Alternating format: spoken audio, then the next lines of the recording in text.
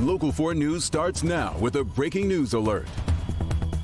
Breaking here at noon, we are expecting an update any minute now from Detroit police about the man accused of randomly shooting 4 people in Detroit this weekend, killing 3 of them. There was a person waiting for the bus and another walking their dog were among those victims. Police say the suspect shot randomly over a 2.5 period. Local 4 Sean Lane joins us now live from DPD headquarters, where, Sean, we're expecting the chief to talk about this at any moment.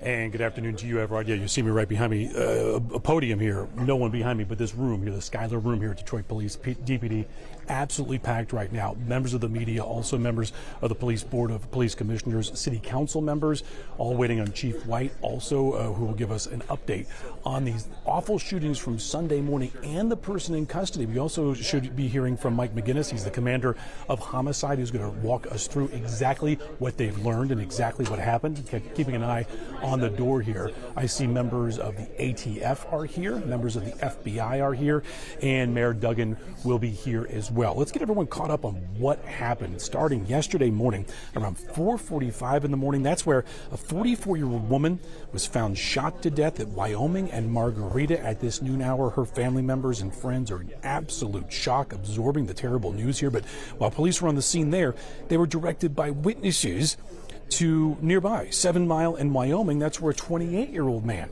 was found shot to death. A few minutes later, 6:50 in the morning, on a Sunday morning here in the city on the west side, that's where a woman in her 40s was found shot to death on Livernois. A man then shot at 710 on Pennington. We were told by police that he will survive. The other 3 sadly did not survive these random shootings. Then yesterday evening, a day-long manhunt. Detroit police putting out a very clear picture, likely from a green light camera, of the suspected gunman. They were able to pick him up without any incident, apparently, at Monica and Pembroke. That's where that gunman was arrested. Everard, keeping an eye on the door here, we expect Police Chief White, along with Commander McGinnis, along with members of the ATF and FBI, and City Council and the Mayor to come through here at any moment to give us an update. We will take it live as soon as the Chief walks in and is ready to go. Back to you. Sean Lane reporting live for us. We'll be checking back in with you for an update from that chief, as you mentioned, coming up in just a little bit here when he steps up to the podium. Right now, though, we want to get you updated on your forecast as we turn now to forewarned weather.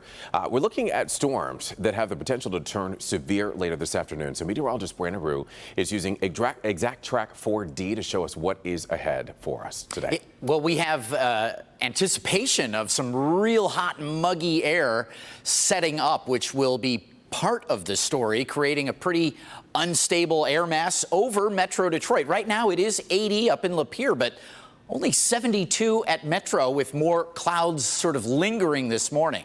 We do have a warming wind out of the south-southwest, at times gusting over 20. Not a violent wind, but later with storms it could certainly reach that level. See some breaks already in the clouds, and with more of that southwest wind, we'll clear out the clouds sort of slowly over the next couple of hours. So temperatures take their time, and then boom, into the middle afternoon, upper 80s, and a cold front approaching.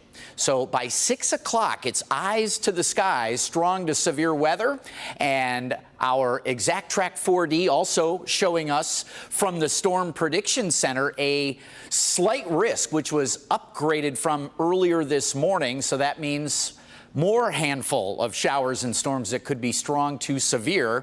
We will be tracking it all afternoon and evening, but your best bet, your greatest weapon and tool, the Forewarned Weather app. It's free, interactive radar, all you need to know about this storm and more. It's free. Everett? Brandon, thank you.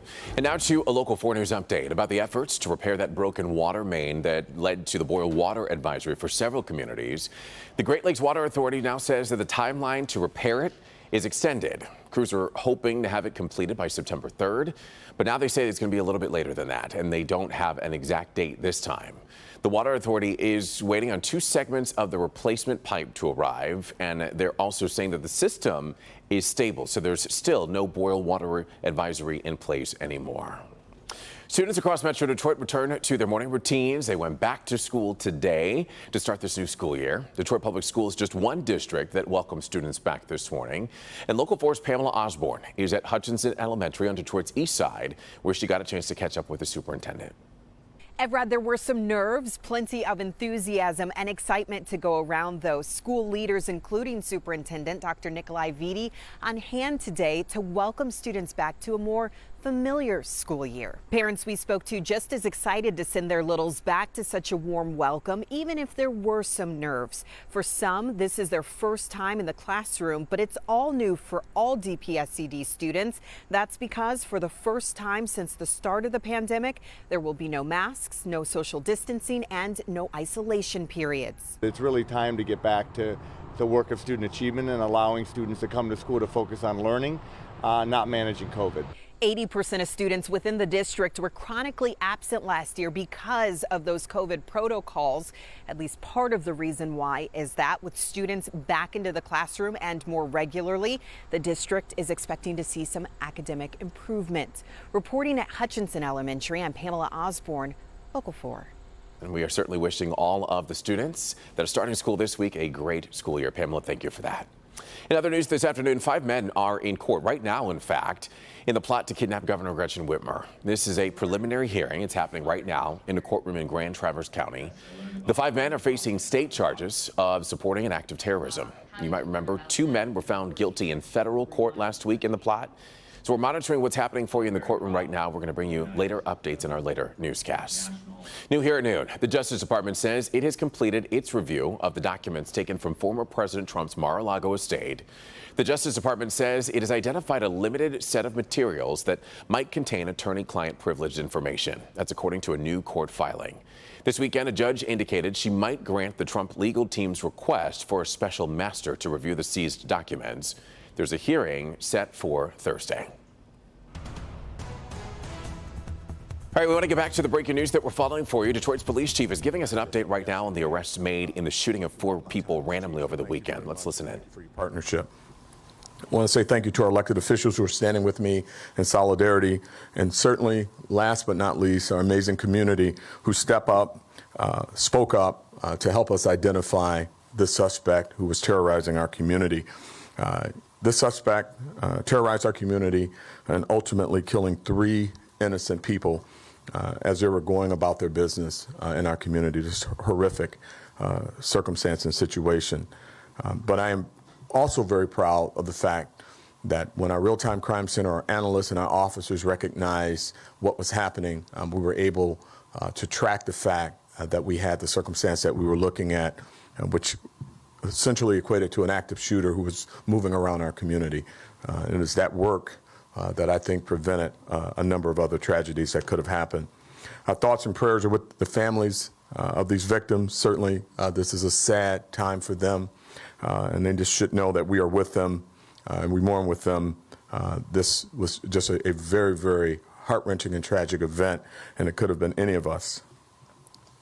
When it became clear to us that these crimes could be connected and they were indiscriminate, this was a person who was moving through our community, we activated our resources, our real-time crime center.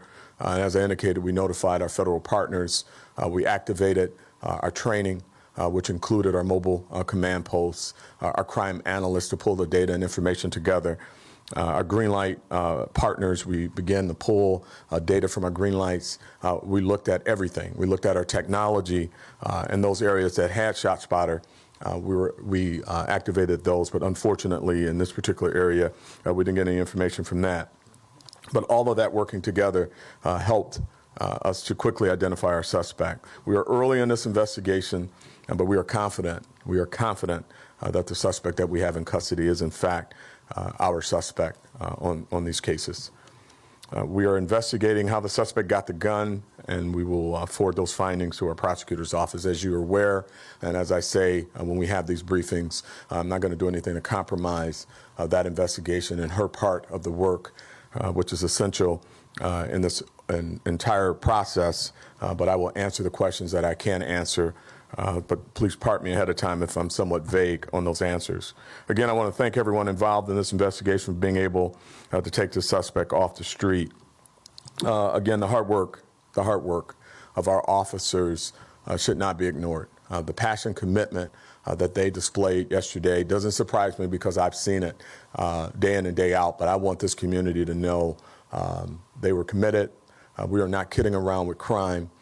We go about our business in a professional way, but in a very urgent and deliberate way. We're not going to allow our community to be victimized, and we're not going to stand by and allow those types of things to happen. So thank you to them. At this time, I'd like to bring up the mayor for some comments. Mayor?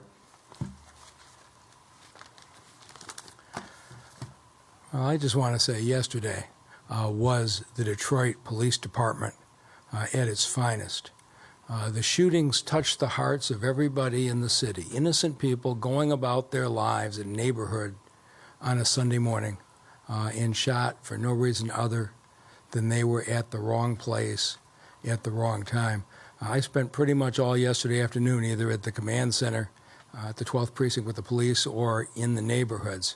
And Chief White put out a call for people to be in these neighborhoods to help find this shooter, offering overtime to police officers. I want you to think about this. Police officers on their Sunday afternoon, they've certainly worked full-time during the week, one after another showed up to help, knowing full well if they ran into somebody who had already shot 4 people, they were very likely going to be in a life-threatening situation. And yet the men and women of DPD did not hesitate. I was in those neighborhoods, the cars were everywhere. And I want to say the same thing about the Michigan State Police, the FBI, and the ATF. They instantly, on a Sunday morning, activated and joined in this effort. And you want to think about the pressure that everybody was under. Folks in the city kept going about their business on a Sunday morning, even when they were told there was an active shooter. And you had our officers worrying that this individual could have come out in Palmer Park, where families were playing, could have come out again on Livernois, where people were shopping, or the worst of all scenarios, if we didn't get him yesterday, what were we going to do about children on their way to school for the first day of classes on those same streets where the shooter had been active? It was a really remarkable display of unity, and we debated with the chief, do we tell people to stay inside, but with the number of cars in the street and Detroiters' natural attitudes to keep going no matter what, we decided to rely on the Detroit Police Department to keep them safe. Yesterday, I made a plea to family and friends of the shooter to turn him in. It didn't seem likely that he could be taken into custody without incident. But in fact, somebody close to him did respond, and it was that community input that allowed the police officers to take this individual into custody without any further violence. And it is a really good indication of what happens when the public and the police work together. And so I can't see anything more than that. The prosecutor will take it from here, but I am very confident, based upon the information I've seen, that the Detroit Police Department and all the people who work with them did get the right shooter, and the folks in that neighborhood don't have to worry about him today. And with that, I'll turn it back to our outstanding police chief. Thank you, Mr. Mayor.